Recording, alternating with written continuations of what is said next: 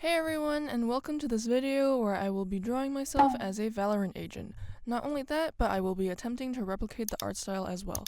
I got this idea because I once did a video about drawing myself in different cartoon styles, so I thought I could do the same with video games. But do make sure to check out that other video after this one.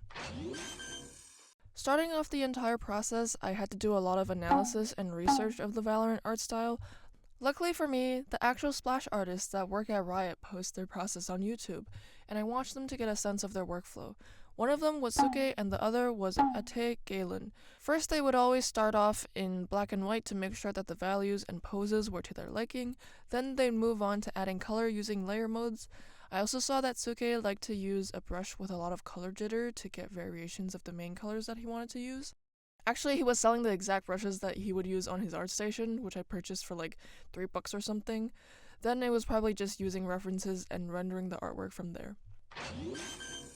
To prepare for this project, I also did a study of Gekko to get used to a lot of the shapes that they would use in their painting process, but also to see how they treat the light and shadows. I was going to do one of ISO too, but this is as far as I got. I also did another quick analysis of how often combat gear was included in agents' designs, because I am meant to design myself into a combat-based world. And in the end, I found that it actually varies a lot between the agents, because if you look at Sova, he's decked out in gear, but Gekko is just wearing his casual OOTD and strolling up to each battle in his knit vest and plaid pants. I also did some analysis of how often straight and curved lines were used in the agent's design, which may seem kind of extreme, and I don't know if I actually utilized that info much in my final drawing, but I was curious about it either way. It seemed like there was an equal amount of straight and curved lines. This other analysis thing was also kind of extra, where I color picked all of the agents' main colors and compiled them onto one canvas. Can you guess which agent is which just from their colors? And I will say, some may surprise you. After all the tedious technical learning was done, it's time to get to the actual fun part. We finally reached the ideation stage, where I will be translating my physical, real-world self into an agent in this fictional video game world. This is what my avatar looks like, by the way, except I've decided to go back to my plaid dress shirt type of thing instead of the varsity jacket. I was also thinking about what my powers should be based off of, and obviously one of the first ideas were, art superpowers, where I have paint as my abilities or whatever. But I feel like a lot of artists go for paint or creation superpowers if they were to choose one, so I decided not to go in that direction. My second idea was to be origami or paper folding based, but I wasn't sure what types of things the abilities would be, so I scrapped that idea as well. Then I thought about the existing patterns of abilities that are already in Valorant, and that made me think of the 5 elements, I guess. Phoenix was obviously fire, Harbor is water, Jet is air, Breach is like earth, I suppose, and there really wasn't an agent for like gold or like metal. I mean, I suppose kayo is made of metal, but you know what? It's fine. I'm going with a gold direction anyway. As for the actual abilities I thought of, I will talk more about it when I actually get to the rendering part of the drawing, so stay tuned. As you can see for the outfit, it's kind of a combination of the 2 outfits I have for my avatar, which is the plaid jacket and also the tie. I also wanted to add these ridiculous knee-high Converse, which do exist in the real world, by the way. Wow, what screams a 2000s kid louder than knee-high Converse?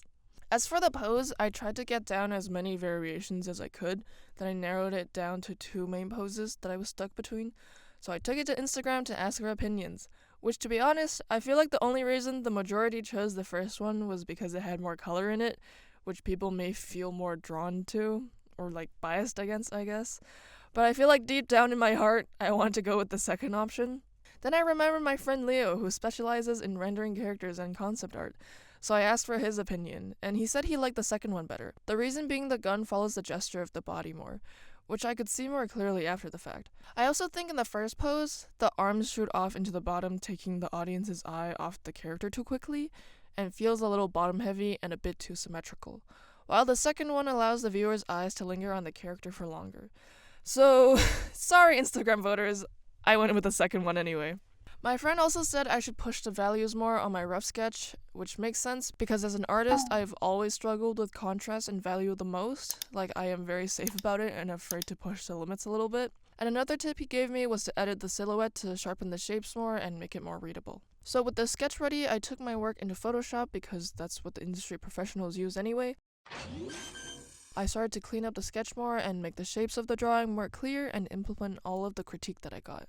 When I was happy with my black and white drawing, I used the suke brush with color jitter to plan out the palette I wanted to use, but essentially it's the same primary colors that my avatar has.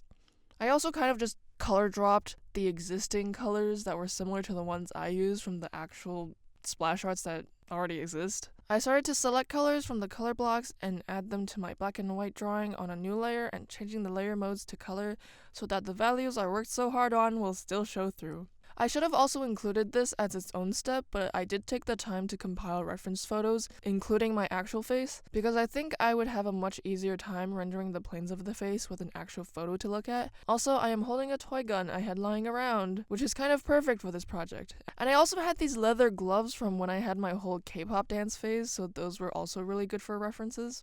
Then I merged all of the layers into one layer to work on, which is fine for the earliest stages of drawing, but later on, it was definitely easier working with different elements on different layers, like the harness, belt, and tie, etc. I think the easiest part to work on for me was the face, because I had an exact reference I could use.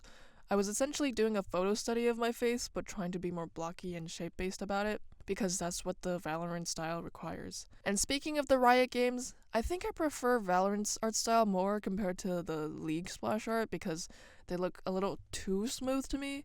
Like, don't get me wrong, League splash art looks fucking amazing, but maybe personally I just like art styles that are more graphic and shape-based. Also, if you see a layer that's just filled with black, that's a layer that's set to color mode, but will show your drawing in black and white. I used it to intermittently check if my values are still okay when working on the colors.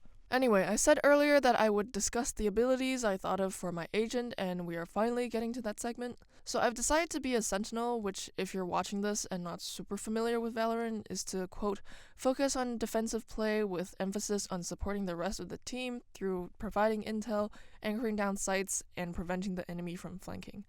And the entire reason I want to do the gold idea because I thought of the Midas touch, like the greedy king that want everything to be gold upon touch, and I thought Midas touch would be a really fun ult name, so that's what my ultimate would be. Then my E would be kind of like a round patch of spikes that are meant to block an entrance, but you could still shoot past, kind of like Deadlock's ult, except it doesn't cover as much area. But also if you fall onto the spikes, you take damage. My other skill would be a hidden landmine type of deal, where if someone steps on it, it'll explode. The third skill would be applying a shield to another agent, so I can't use it on myself. So it's basically the opposite of Isol's shield skill, where he can only use it on himself. And originally, I wanted my ult to be able to stop the spike plant for like a few seconds, but my boyfriend said it was too OP, so I changed it to something like covering an area with gold, and it can detect the presence of whoever walks through it, but also maybe slow them down. I don't know. I don't work at Riot, so I don't know shit about coming up with abilities. But let me know what you think of my kit. Getting back to the actual drawing of myself, it seems I've reached a little bit of a wall in my rendering because I was unsure of what to do next, and I was also dreading having to do the blade pattern on my jacket. Why did I do this to myself? So I went back to my friend Leo and I asked for more feedback, and he was kind enough to do a paint over of my drawing because I was having value issues again. And I think another pitfall I landed into was not having enough reference, so naturally I wasn't moving forward in my drawing as fast as before. So I took the time to compile another reference page with the stuff I was missing, like a knife sheath, dress shirt wrinkles, and bullet magazine holder thing. Spoilers alert, I actually didn't draw the bullet magazine thing on my belt. Going back to my drawing, I was able to darken the overall tone of the jacket and the dress shirt, so it was easier to differentiate the two components. And like the old one, they were kind of like blending into each other essentially. My friend also made subtle edits to the knife handle, making it yellow rather than blue, which I will say looks much better, and also a more obvious indication of the hair tie, which also makes the entire drawing more cohesive, since it looks like the yellow is more evenly dispersed throughout the entire drawing. The tie was also drawn a little differently in the paint over, which I do agree with the artistic decision because it fills up the empty space on the left a little more, and also doesn't awkwardly tangent with the fold of the jacket. And also, I feel like I have to mention this since Clove, like the new agent, came out like a month ago, that the yellow shoes kind of look similar to theirs in the splash art. But I will just clarify that I started this way before the new update. So if the jacket and the shoe color seem kind of similar to the new agent, no, there was no influence. It just so happened that they kind of came out similar that way. And originally, I was also going to add a choker too to my agent, but that might make the neck area a little too busy because the collar of the dress shirt already covers up part of the neck, so I just left it like. And also, this is the second time I've attempted this actually, because I did the first drawing last year and then forgot about it for a while. And when I wanted to pick this project up again, I felt like there was a bit of a skill difference by then, and I wanted to redo it from scratch. Plus, I didn't like the pose and outfit as much anymore by that time. I will say I do not like drawing mechanical things, and the sheriff was probably one of the more annoying things to render. Although when I started using the lasso tool for it, it actually became more fun.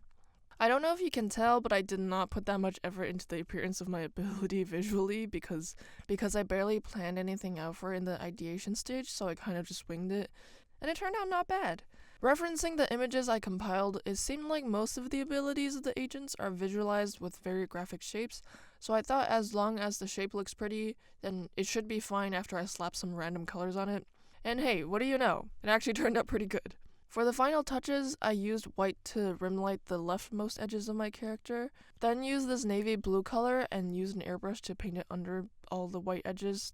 And I also added in the thinnest lines of orangey yellow where the light meets the surface. And here we have the final result.